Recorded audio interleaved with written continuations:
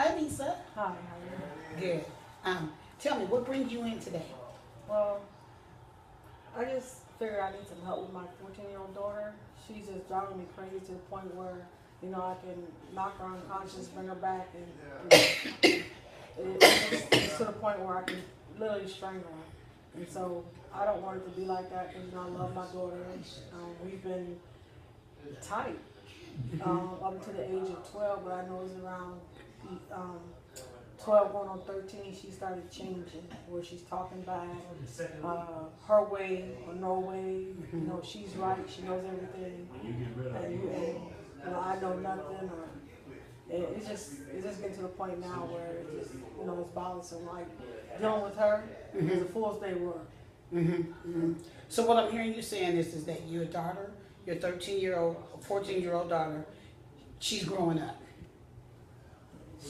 Growing up, and yeah, I would say that. And so, like most teenagers at about 14, developmentally, she's coming into her own, and she's no longer your best friend. Yes. And so she's kind of emerging into her own self. I would say that. I think I'm taking it so hard because I have two other kids, but they were boys and I didn't have to deal with this. This is something brand new for me. And so I think if I'd have went through it, I'd have been ready for it. But this kind of just hit me out of nowhere. So I think that's why I'm having a hard time dealing with it. Okay, so on a scale of 1 to 10, if I were to point this out here, let's say that 10 is very bad and 1 is not so bad at all, where would you say this problem actually sits as far as you're concerned? Well, it depends on any given day. I mean, one day she's a 1 and the next day she's a 10. And that's what I have a problem with, going from one extreme to the other. But as a parent, how bad would you say that this problem is for you?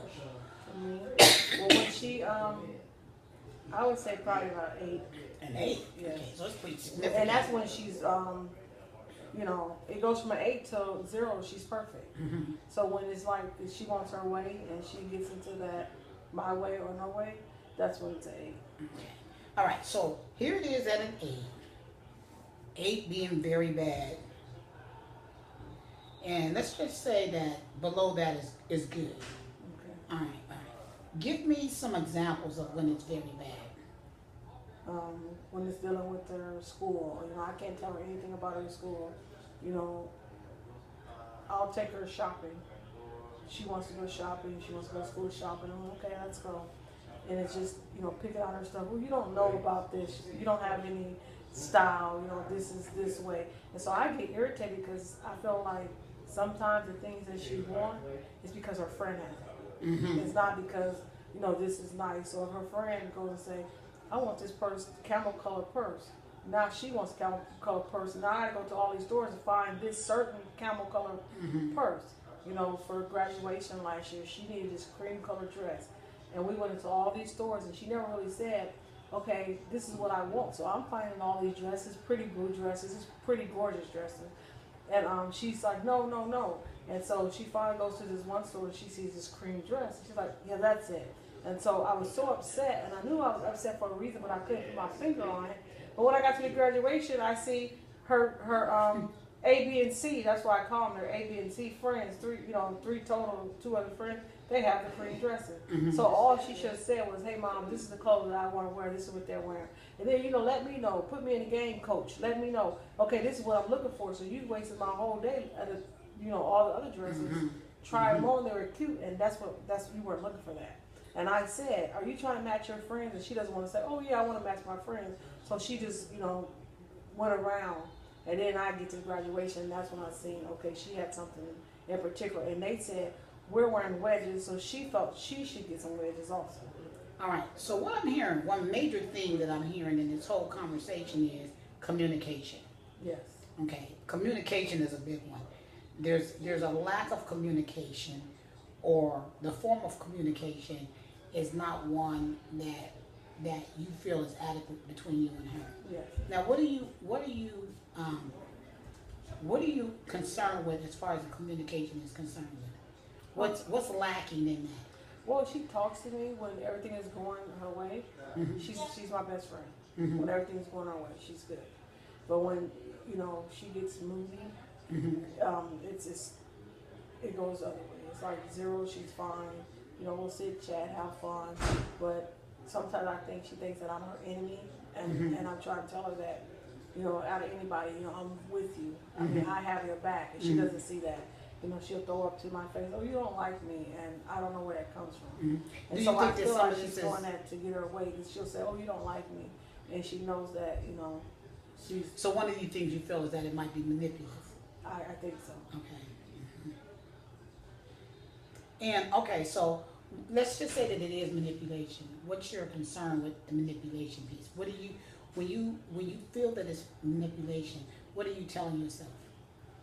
Well, I feel it is, but then I know that sometimes, teens, they go through things, and I don't want to say, because I can't diagnose it, I don't know really what's going on. So it actually sometimes makes me want to rebel, and then it's like, I stop to think, what if it's really, if she really feels that way? I mean, I don't know if she feels that way, or if it's just something she's telling me, but I'm more on to, I think she's just telling me, she knows that I love her, and I love her dearly.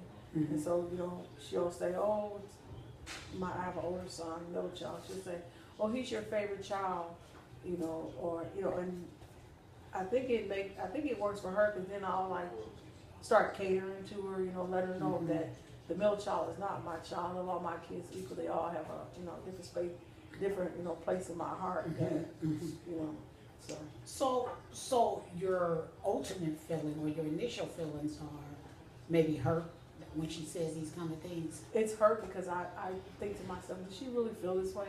Mm-hmm. It's like, does she really feel this in her heart, or is she just acting out? Mm-hmm. Mm-hmm. And is there a process that you go through when this happens? I have to go to defense. No, I love all my kids the same. No, he does not.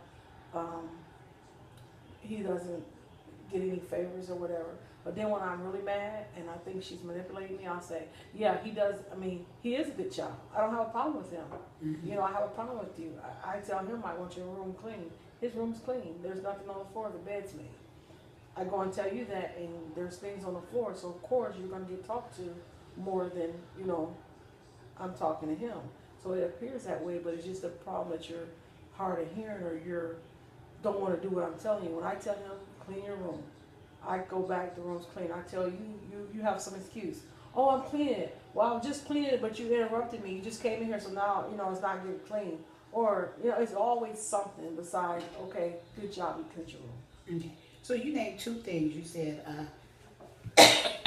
when you're saying something about the school, in particular, maybe her friends or her peer group, and then the other one is the shopping. When you're out shopping and that she's not independent, you feel she's not independent in her decisions with regards to the shopping, right? Yes.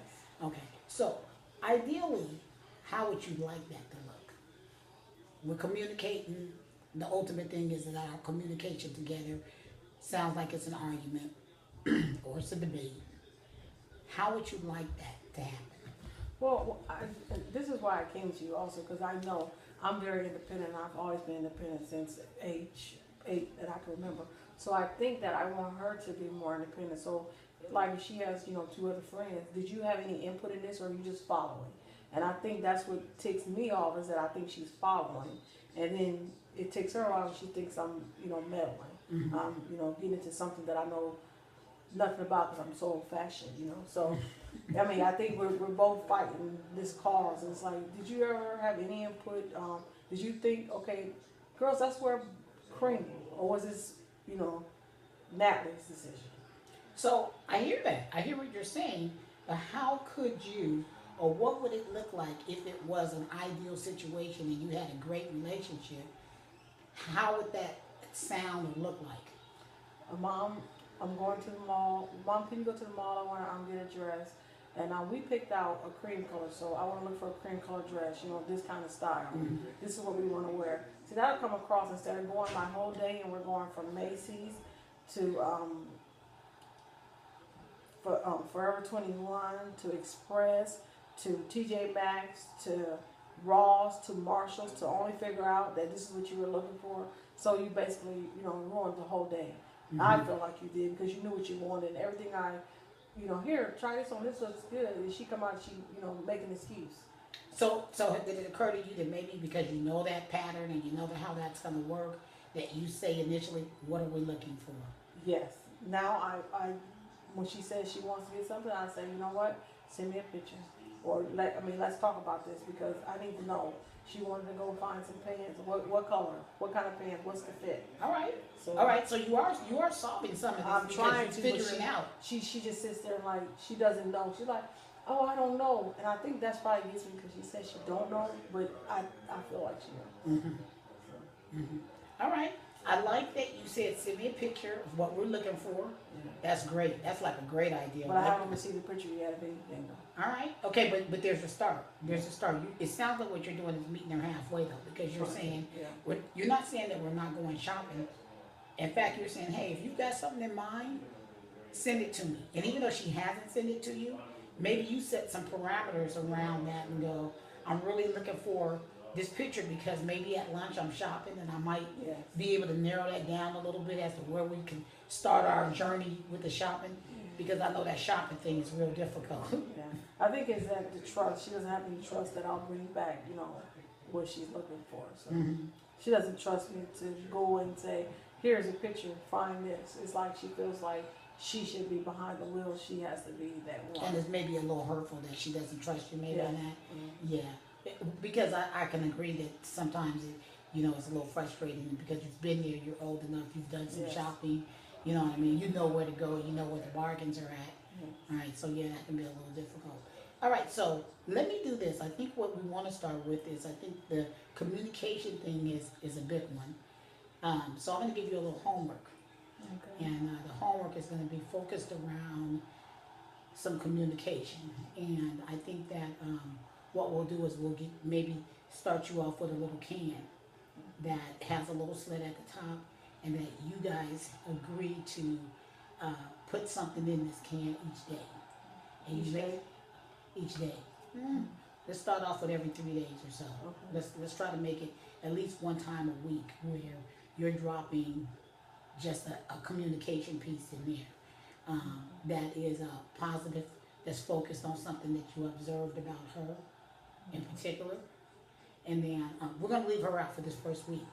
I just want you to do it. So that's why I was kind of thinking about it off the top of my head. But I think daily, if you put something in there, and then once a week, outside of shopping, outside of talking about school, maybe watching your favorite show or something like that, you put these statements of things you observed about her. Okay. You know what I mean? Maybe, and it has to be a positive thing that you observed that she probably wouldn't even be looking for you to say. Okay. You know, I liked your outfit on Tuesday. You know, you had on some jeans or whatever the case may be.